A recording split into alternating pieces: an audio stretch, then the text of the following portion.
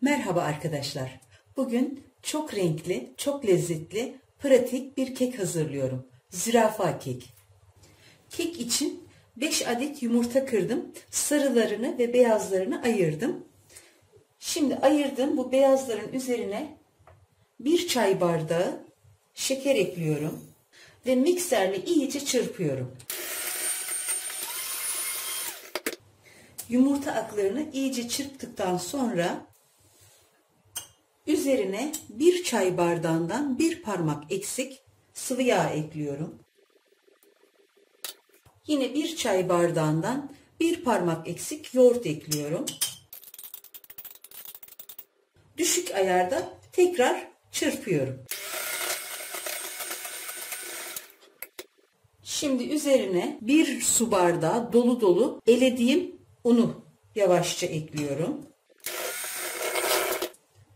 Üzerine 1 yemek kaşığı Hindistan cevizi, 1 tatlı kaşığı kabartma tozu ve 1 paket vanilya ekliyorum. Tekrar düşük ayarda çırpmaya devam ediyorum. Beyaz olan kek harcımı hazırladım. Şimdi sarı olan kek harcımı yapıyorum.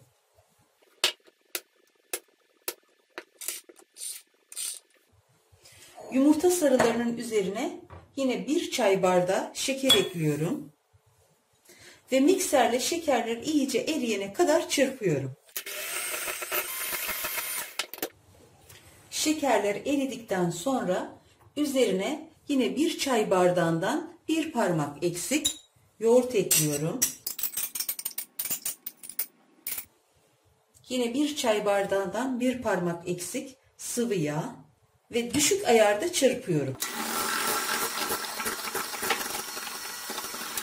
Şimdi üzerine önceden elediğim 1 bardak dolu dolu un, 1 portakalın kabuğunun rendesi, 1 tatlı kaşığı kabartma tozu ve 1 paket şekerli vanilin. Bunları da ekledikten sonra yine düşük ayarda yavaşça çırpıyorum.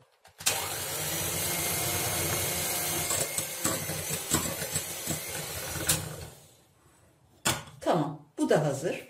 Önceden yağladığım kalıbımı alıyorum ve içine önce bu sarı harcımı, yumurta sarısıyla hazırladığım harcı biraz döküyorum.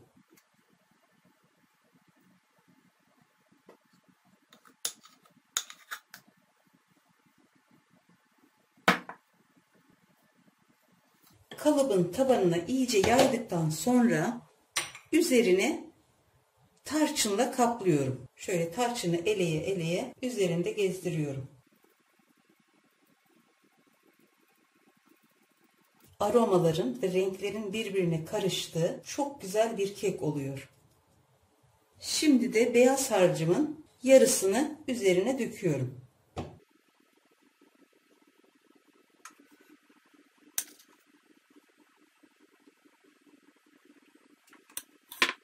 Üzerini tekrar şöyle bir tabaka olacak şekilde, yani beyaz harcı kapatacak kadar tarçınla kapatıyorum.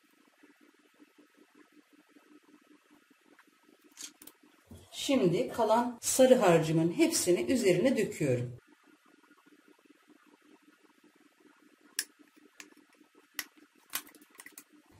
Tekrar üzerini tarçınla kapatıyorum.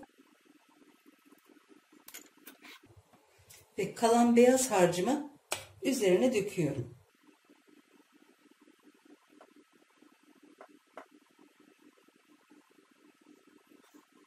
Beyaz harcımı da döktüm.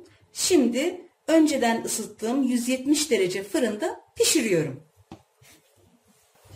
Kekim pişti. Şimdi soğumaya bırakıyorum.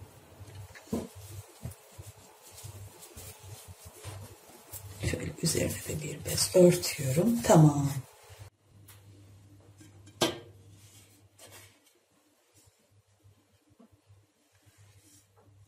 Kekim pişti.